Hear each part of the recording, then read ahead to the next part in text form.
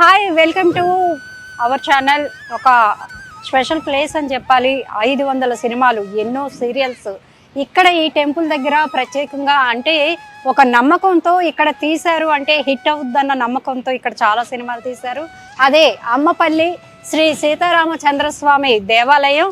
అయితే ఇక్కడ ఏంటంటే మనకి ఇది ఆర్చి కనిపిస్తుంది లోపలికి వెళ్ళడానికి. ఈ ఆర్చి ఆపోజిట్లోనే హనుమంతుడిది పెద్ద విగ్రహం మనం చూసుకోవచ్చు. ఈ ఎదురుగా ఆ విగ్రహాన్ని స్థాపించారు. దీనికి కూడా ఏంటంటే సీతారామస్వామి అనగానే మనకి హనుమంతుడు పరమభక్తుడు అని తెలుసు. కానీ ఏంటంటే ఇక్కడ ఆలయ ప్రత్యేకత, స్వామివారు అరణ్యానికి వెళ్ళేటప్పుడు సీతమ్మతో కలిసి ఇక్కడికి వచ్చారంట. అయితే అప్పుడు సీతమ్మ ఉన్నప్పుడు ఈయన హనుమంతుడు కలవలేదు కదా, అందుకని ఆంజనేయ స్వామిని ప్రత్యేకంగా ఈ ఆలయం ఎదురుగా స్థాపించారండి. అది ఇక్కడ ప్రత్యేకతగా ఈ విగ్రహం యొక్క ప్రత్యేకత. మరి లోపలికి వెళ్ళి ఏమేమి ఆలయాలు ఉన్నాయి, ఎలాంటి సెట్లు ఉన్నాయి, సినిమా సెట్స్ ఏమైనా ఉన్నాయా, ఏమైనా షూటింగ్లు జరుగుతున్నాయా చూసేద్దాం రండి.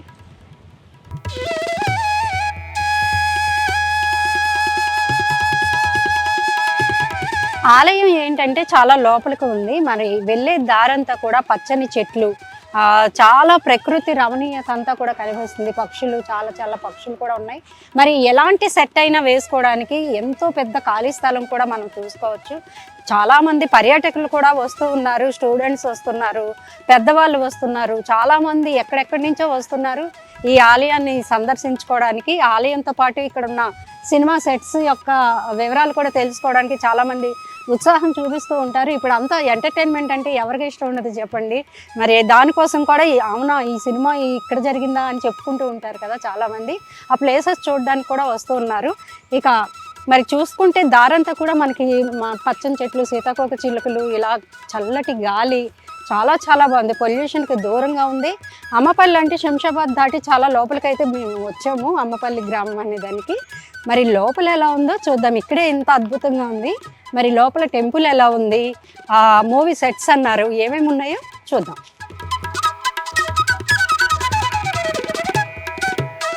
ఇక్కడ మనకి ఆలయానికి వెళ్ళే దారిలో ఒక చిన్న టెంపుల్లా కనిపించింది. మరి ఏం టెంపుల్ ఏంటో నాకు కూడా తెలియదు, నేను కూడా ఫస్ట్ టైం రావడం కాబట్టి. మరి ఏంటో చూద్దాము. ఇవి కూడా అతి పురాతనంగా కనిపిస్తున్నాయి. చూసారా ఎంత పెద్ద రావి చెట్టు, వీటికి మళ్ళీ రుద్రాక్షలు అన్నీ కూడా వేలాడ తీశారు. చాలామంది మొక్కులు కూడా వీటికి కట్టుకుంటూ ఉంటారు, ముడుపులు అవి. చక్కటి గాలి అయితే మాత్రం చల్లగా వేస్తుందండి. వేప చెట్లు, మంచి గాలి అనమాట. ఇది ఏంటంటే మరి ఈ టెంపుల్ ఏంటో చూద్దాము, నాకు కూడా తెలియదు. ఇంకా టైం కూడా అయిపోయింది కాబట్టి లాక్ చేస్తుంది. ఓ శివాలయం అండి ఇది. శివలింగం మనకి దర్శనమిస్తుంది. అబ్బా, పూజ అంతా అయిపోయింది అంటే 12 దాటితే గుడి క్లోజ్ చేస్తారు. ఎంతో చక్కగా ఉంది శివలింగం. చందనం వాసన అయితే అద్భుతంగా అనిపిస్తుంది. ఇప్పుడే అభిషేకం చేసి అలంకరించినట్టుగా ఉన్నారు. ఆలయం అంతా చూసారా. ఇవి ఏంటంటే కళ్యాణ మంటపాలలాగా అప్పట్లో ఉండేవండి, రాతి స్తంభాలు ఇవంతా కూడా. ఇంకా ఆలయం చుట్టూ కూడా వేప చెట్లు, రావి చెట్లు, స్వచ్ఛమైన గాలి, చాలా ప్రశాంతత కలుగుతుంది ఇక్కడికి వచ్చిన వాళ్ళకి. మరి ఇంకొక ఆలయం కూడా ఉంది, అది కూడా చూపిస్తాను. అది ఏం ఆలయమో చూద్దాం రండి.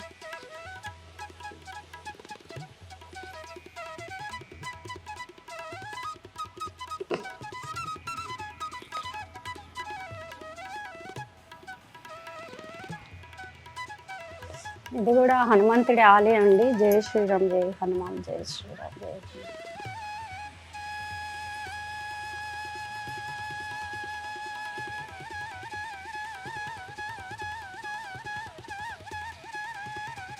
ఇక్కడ మనకి రాతి ధ్వజస్తంభం అయితే కనిపిస్తుంది. రాతి ధ్వజస్తంభాలు అనేవి పురాతనమైనవి. మరి ఇక్కడ సింగిల్గా కట్టారు. దీనికి ఏంటి ప్రత్యేకత కూడా చూద్దాము. మరి ఏమైనా రాసి ఉంటే చూద్దాం. ఆలయానికి ఆపోజిట్లోనే ఉంది, సీతారామచంద్రస్వామి ఆలయానికి ఆపోజిట్లో ఉంది. ఇది రాతి స్తంభం.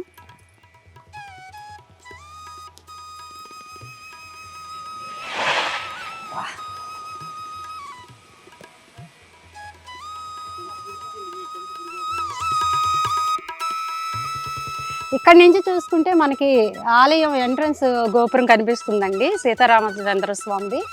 ఇక్కడ నుంచి చాలా బాగా కనిపిస్తుంది. ఆ తర్వాత మెయిన్ ఆలయం గోపురం కూడా మనం చూసుకోవచ్చు. మరి ఇలా కిందకి వెళ్తే ఇక్కడ ఒక చిన్న గుడి ఉంది, మరి అదేం గుడి చూద్దాం. ఇందాక మనం చూసుకున్నాం కదా, అది ధ్వజస్తంభం అనేది శ్రీ రామకోటి స్తంభం అని ఇక్కడ రాశారు. ఇది 2015లో కట్టారంట. ఇది జై శ్రీరామ్ అని కూడా ఇక్కడ రాశారు. ఇది ఆలయం కాదు, ధ్వజస్తంభం మాత్రమే, ఆలయం కాదు. ఇది ధ్వజస్తంభానికి చిహ్నంగా ఇది రాశారు, కట్టారు అంతే. మరి ఇంకా మెయిన్ ఆలయంలోకి వెళ్దాం. మరి ప్రధాన ఆలయంలోకి వెళ్తున్నామండి. మనం ఇందాక గోపురాలు చూసాం కదా, ఆలయ గోపురాలు. ఇదే ప్రధాన ఆలయంకి వెళ్ళే దారి. ఎంట్రన్స్లోనే మనకి ఏనుగులు స్వాగతం పలుకుతున్నట్టు తొండమెత్తి చూపిస్తున్నాయి.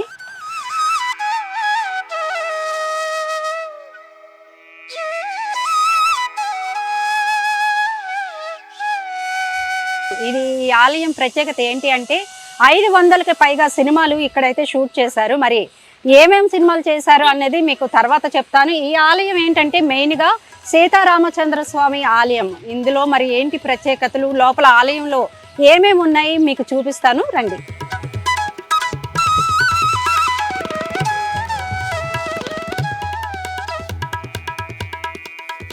ఈ ఆలయం ఏంటంటే చాలా పురాతనమైనది. మనకి ఇక్కడ చూసుకుంటే ఈ రాతి విగ్రహాలు ఇవన్నీ కూడా రాతితో ఉండడం ఇక్కడ ప్రత్యేకత. మరి లోపలికి మనం ఎంట్రీ ఇవ్వగానే మనకి ముందుగా దర్శనం ఇచ్చారు హనుమాన్ విగ్రహాన్ని. ఇక్కడ ఏంటంటే మనకి ఎంట్రన్స్లోనే మనకి ముందుగా ఆయన్ని దర్శించుకున్న తర్వాతే సీతారామచంద్రుల్ని దర్శించుకునేలాగా ఇక్కడ మనకి ముందుగానే ఏర్పాటు చేశారు. ఇదిగోండి, జై హనుమాన్, జై శ్రీరామ్.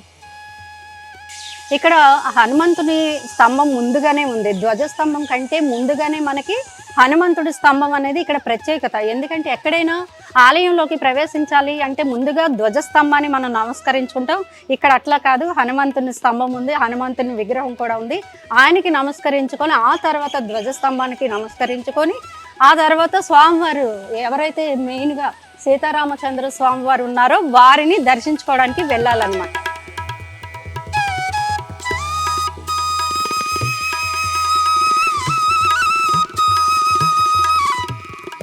ఈ ధ్వజస్తంభం వెనకాల ఇక్కడ మనకి మళ్ళీ హనుమంతులు ఉన్నారు. ఇంకా ఇక్కడ మనకి వెంకటేశ్వర స్వామి కూడా చూసుకోవచ్చు. వీరిద్దరిని పెట్టారు ఇక్కడ. ధ్వజస్తంభం వెనకాల ఎక్కడ ఇలా ఉండదు విగ్రహాలు, ఇక్కడ మాత్రం ప్రత్యేకంగా పెట్టారు. ఇంకా ఇక్కడ మనకి తర్వాత చూసుకుంటే ఈ చెట్టు చూడండి, చాలా ప్రత్యేకంగా కనిపిస్తోంది ఈ చెట్టు. ఇది కూడా పురాతనమైనది, ఎన్నో వందల సంవత్సరాలు అయితే ఈ చెట్టుకుంటే. ఇక్కడ ఒకటి చూసుకుంటే మనకి కిడ్నీ రూపంలో కనిపిస్తూ ఉంది ఈ హోల్ అనేది. మామిడి చెట్టే కానీ చూడండి, మామిడికాయలు కూడా ఉన్నాయి, చాలా మామిడికాయలు ఉన్నాయి.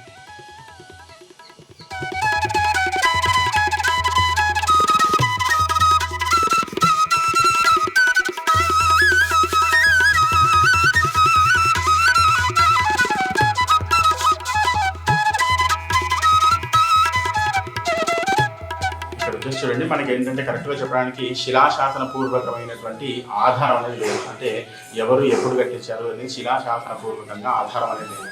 అయితే మనకు దైవికంగా తెలుస్తున్న విషయాలంటే కొన్ని వందల సంవత్సరాల కింద ఒక 200 సంవత్సరాలకు పైన ఎంతైనా ఉండొచ్చు అని శిలాశాసన పూర్వకం లేదు కాబట్టి ఖచ్చితంగా మెన్షన్ చేయగలుగుతా ఉన్నాము.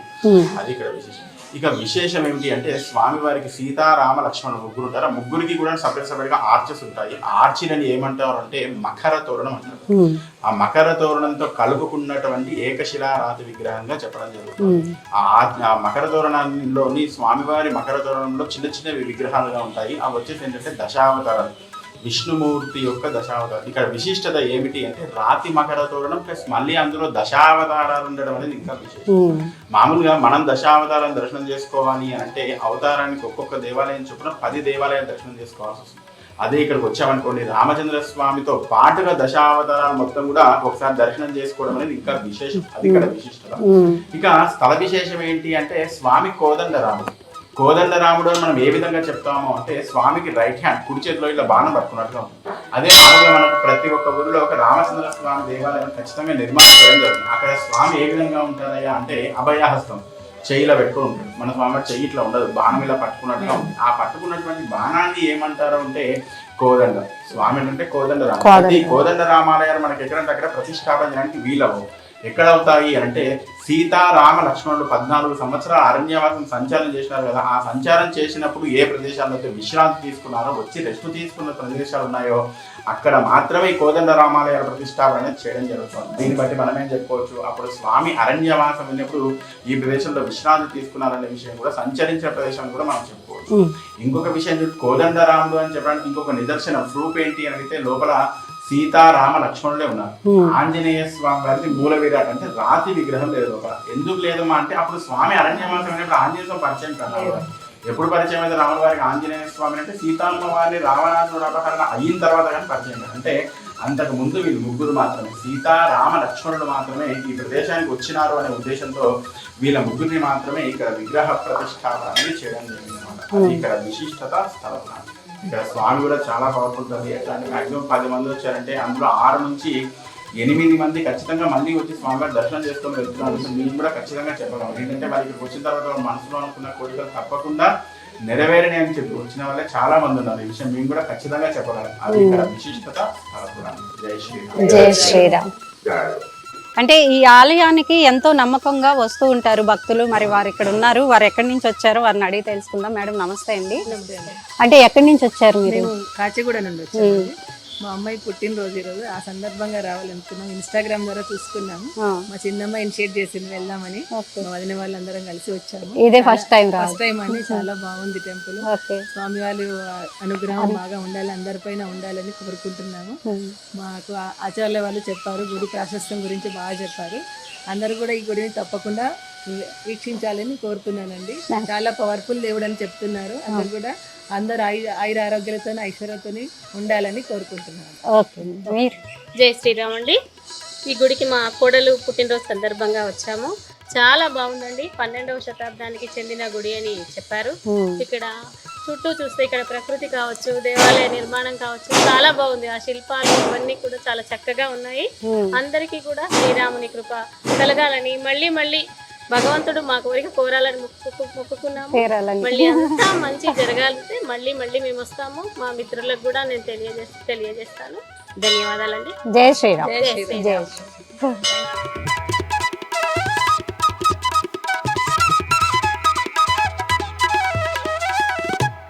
ఇంకా ఈ ఆలయంలో ఎన్నో ప్రత్యేకతలు ఉన్నాయి. ఇక్కడ నాగప్రతిమను కూడా ప్రతిష్ఠించారు.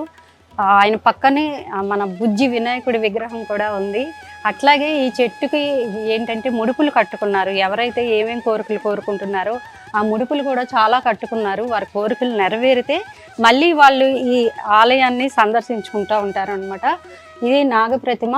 మనకి వినాయకుడిని కూడా చూసుకోవచ్చు. ఇవేంటంటే చూడటానికి చిన్న చిన్న విగ్రహాల్లాగా ఉన్న కొన్ని ఆలయాలు ప్రత్యేకతను సంతరించుకుంటే చాలా పవర్ఫుల్గా ఉంటాయి. మనం వాటిని ముట్టుకోకూడదు. అలాంటివి కూడా చాలా ఉంటాయి ఇక్కడ.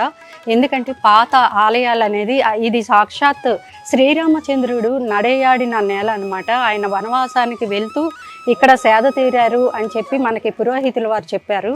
మరి అంతటి విశిష్ట కలిగిన ఈ ఆలయంలో మరి చాలా ప్రత్యేకమని చెప్పాలి కదండి. మరి ఇంకా ఆలయం గురించి, మెయిన్ ఆలయం ఏంటి, ప్రధాన ద్వారం, మరి సీతారామ చంద్రస్వామి కొలువు తీరైన ఆ ఆలయం గురించి చూసుకుంటే మనకి ఇక్కడ పురాతనమైన ఆలయం అని, ఇక్కడ ఏంటంటే ఆలయం పెచ్చులు కూడా ఊడిపోయినాయి. ప్రత్యేక ద్వారపాలకులుగా ఎక్కడైనా ఆలయానికి విజయుడు అజయుడు అని చెప్పేసి ఉంటారు. ఇక్కడ కూడా మనం చూసుకోవచ్చు. మరి లోపల ఏంటంటే మనకి విగ్రహాలు తీయడానికి అనుమతి లేదండి. కొన్ని ఆలయాల్లోకి అనుమతి ఉండదు. మెయిన్ విగ్రహాలు మనం తీయకూడదు అనమాట. వాటిలో కొన్ని పవర్స్ ఉంటాయి కాబట్టి మనకి కవరేజ్కి ఇవ్వలేదు, అనుమతి ఇవ్వలేదు. మరి ఈ ఆలయం చూసారా, చాలా పురాతనమైనదని చూడకని తెలుస్తుంది. కానీ మేము వచ్చిన దగ్గర నుంచి గమనిస్తూ ఉంటే భక్తులు మాత్రం కంటిన్యూగా వస్తూనే ఉన్నారు. ఈ ఆలయం అమ్మపల్లి అనే గ్రామంలో ఉంది. మరి ఇంత దూరం కూడా భక్తులు సందర్శించుకుంటున్నారంటే స్వామివారి యొక్క విశిష్టత అనేది ఎంతో మనకి అర్థమవుతూనే ఉంది. చూడండి, భక్తులు కూడా చాలా మంది ఉన్నారు. మరి ఆలయ గోపురం కూడా ఎలా ఉందో మీకు చూపిస్తాను రండి. మరి ఆలయానికి మెయిన్గా చెప్పుకునేది ఏంటంటే మనకి గోపురం గురించే చూసుకుంటాము. ఏ ఆలయంకైనా ప్రధానంగా గోపురం అనేది ప్రత్యేకత అని హిందువులు అందరికీ తెలిసిందే. మరి ఇక్కడ ఆలయ గోపురం చూసారా, మనకి ఎంతోమంది దేవపాలకులతో పాటు దేవుళ్ళు కూడా తీర్చిదిద్దారు. విగ్రహాల రూపంలో చాలా చాలా చక్కగా తీర్చిదిద్దారు. ఇది పురాతనమైంది కాబట్టి మనకి కొంచెం అంటే గోడల పైన మనకి ఏంటంటే ఆ సున్నం అనేది కూడా ఊడిపోతూ, పెచ్చులు ఊడిపోతూ కనిపిస్తున్నాయి. అంతటి పురాతనమైన ఆలయం ఇది. చూడండి, గోపురం కూడా మనకి పైన ఇత్తడి దాంతో కలశాన్ని పెట్టి ఎంతో చక్కగా కలశం పైన విష్ణుమూర్తి చక్రాన్ని మనకి అక్కడ కొలువు తీర్చారనమాట. అద్భుతంగా అనిపిస్తుంది. ఈ ఆలయం యొక్క గోపురం అనేది చాలా ప్రాధాన్యతగా కనిపిస్తూ ఉంది.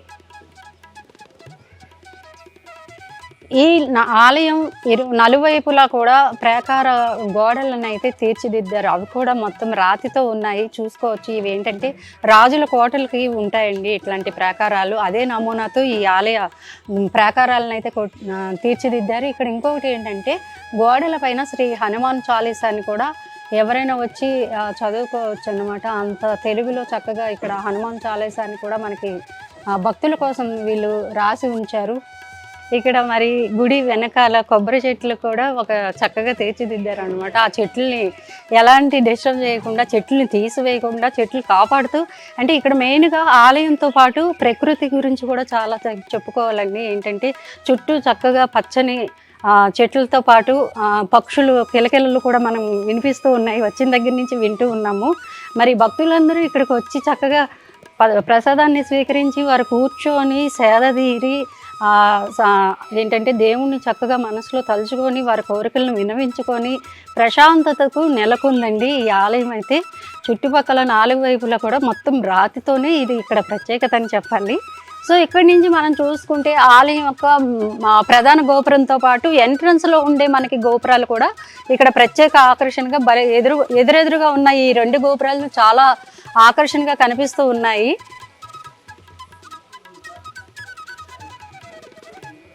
మరి ఇది ముఖ్యమైన ఆలయం కాబట్టి ఈ ఆలయం యొక్క విశిష్టత అన్నీ చెప్పుకున్నాము. మరి ఇంకా సినిమాలు తీశారని మనం చెప్పుకున్నాం, 500కు పైగా సినిమాలు తీశారని. మరి అవి ఎక్కడ ఏ షూట్ జరిగాయి, ఏ సినిమా ఎక్కడ తీశారో ఆ వివరాలు కూడా మీకు చెప్తాను రండి. ఇప్పుడు ఆలయం అయిపోయింది కదండి, ఇక్కడ మరి సినిమా షూటింగ్లో అనుకున్నాము. మరి ఇక్కడ ఏం సినిమా అంటే మెయిన్గా చెప్పుకోవాల్సింది మురారి టెంపుల్ షూట్ అంతా కూడా ఇక్కడే జరిగింది. అలాగే కోనేరులో మహేష్ బాబు స్నానం చేస్తున్న సీన్స్ కూడా ఈ కోనేరు. ఇది మొన్నటి వరకు ఓపెన్లో ఉండేది, ఎందుకన్నా క్లోజ్ చేశారు ఈ కోనేరుని. తర్వాత అదేనండి పూజా మండపం, అక్కడ యజ్ఞం చేసినట్టుగా మనం మురారిలో చూసుకోవచ్చు. ఒక మురారి అని ఏంటండి యజ్ఞం సినిమాలో గోపిచంద్ గారిది, అది కూడా ఇక్కడే తీశారు. ఇంకా పవన్ కళ్యాణ్ గారి మూవీస్ కూడా ఇక్కడ చాలా జరిగినాయి సినిమా షూట్లు. ఇదంతా సినిమా షూట్స్కి ఎక్కువగా యూజ్ చేస్తూ ఉంటారనమాట. అందుకే అక్కడ ఏంటో పెద్ద గోడ కూడా ఉంది. మరి ఆ గోడ గురించి నాకు తెలియదు, కానీ అది కూడా చాలా పాతదని మాత్రం అర్థమవుతుంది. ఆ రాతి గోడలు అంతా కూడా ఎంత ఎత్తున కట్టారో చూసారా. అంటే రాజులు ఒకప్పుడు వాళ్ళ కోటల్ని ఎలా నిర్మించుకునే వాళ్ళో అంత హైట్లో ఉంది ఆ కోట చూస్తే. మరి అది దేని పర్పస్ కట్టారనేది మనకు తెలియదు, కానీ దాని గురించి ఇక్కడైతే మాత్రం మురారి షూట్ అంతా కూడా ఇక్కడే జరిగింది మెయిన్గా. ఇంకొకటి ఏంటంటే ఇక్కడ ప్రభాస్ మూవీ, ఇక్కడ రెబల్ ఫైట్ సీన్ అయితే ఇదే ప్లేస్లో జరిగిందండి. ఒక బ్యాచ్ని కుమ్మేసే సీన్ అనమాట. ఇక్కడ టెంపుల్ ఎదురుగా ఈ ప్లేస్లో జరిగింది ప్రభాస్ ఫైట్ సీన్. ఇంకా మనకి కోటని చూపించాను కదండి, దాంట్లో ఏంటంటే అమ్మవారి ప్రతిమను అయితే నేను చూశాను. అదేంటో మరి దగ్గరికి వెళ్ళి చూద్దాం రండి. ఇక్కడ చూసుకున్నట్టయితే అమ్మవారి ప్రతిమని ఇక్కడ తీర్చిదిద్దారు. ఇక్కడ ఇది కూడా సినిమా షూటింగ్ పర్పస్గా దిద్దారు. మరి ఏ సినిమా కోసం దిద్దారు అనేది మనకు తెలియదు, ఎందుకంటే 500కు పైగా మూవీస్ ఇక్కడైతే షూటింగ్ జరిగింది కాబట్టి ఏదో ఒక సినిమాలో వాడే ఉంటారు ఈ ప్లేస్ని. మరి ఇంకొక ప్లేస్ కూడా ఆ మురారి యజ్ఞం జరిగిన ప్లేస్, మరి అక్కడికి కూడా వెళ్దాము, అది కూడా మీకు చూపిస్తాను. లోపలికి వెళ్దాము. ఇదే మురారి సెట్కి వాడిన ప్లేస్ని, ఇది కళ్యాణ మండపం లాగా ఇక్కడైతే కట్టడం అయితే జరిగింది. కానీ వాళ్ళు ఏంటంటే సేమ్ ఆ పూజ మురారి అనగానే మనకి పూజ స్టార్టింగ్ నుంచి ఎండింగ్ వరకు పూజ సీనే కనిపిస్తూ ఉంటుంది కాబట్టి ఇది ఆ ప్లేస్. చూసారా ఎంత చక్కగా ఉందో. ఇక్కడే యజ్ఞం చేసేవారు అనమాట మహేష్ బాబు కోసం. చాలా బాగుంది కదా మంటపం. ఇక్కడ చాలా మంది వస్తూ ఉంటారు, పర్యాటకులు వస్తున్నారు, వాళ్ళు ఫొటోస్ దిగుతున్నారు, ఎంజాయ్మెంట్గా ఉంది. అంటే ఆధ్యాత్మికతతో పాటు ఆనందాన్ని కూడా అద్భుతంగా వాళ్ళు తీసుకొని హాయిగా ఎంజాయ్ చేస్తూ రిలాక్స్ అవుతూ వెళ్ళొచ్చు అనమాట. అంత బాగుంది ఈ ప్లేస్ అయితే. వెనకాల మనకు కనిపించేది కూడా పురాతన కట్టడం లాగా ఉంది, అది కూడా షూటింగ్ల కోసం వాడుతూ ఉంటారు. ఇంకా దీనికి ఏదంటే వర్క్ జరుగుతుంది, మరి ఏదైనా కడుతున్నట్టున్నారు, ఇక్కడ వర్క్ అయితే జరుగుతుంది. సో చూసారు కదా అండి, అమ్మపల్లి దేవస్థానం, సీతారామచంద్ర స్వామి వారి దేవస్థానం యొక్క విశేషాలు, అలాగే ఇక్కడ జరిగిన షూటింగ్స్ గురించి మనం చెప్పుకున్నాం కదా. ఇలాంటి మంచి మంచి విశేషాలతో మీ ముందుకు వస్తూ ఉంటాము, చూస్తూనే ఉండండి మా ఛానల్. Thank you.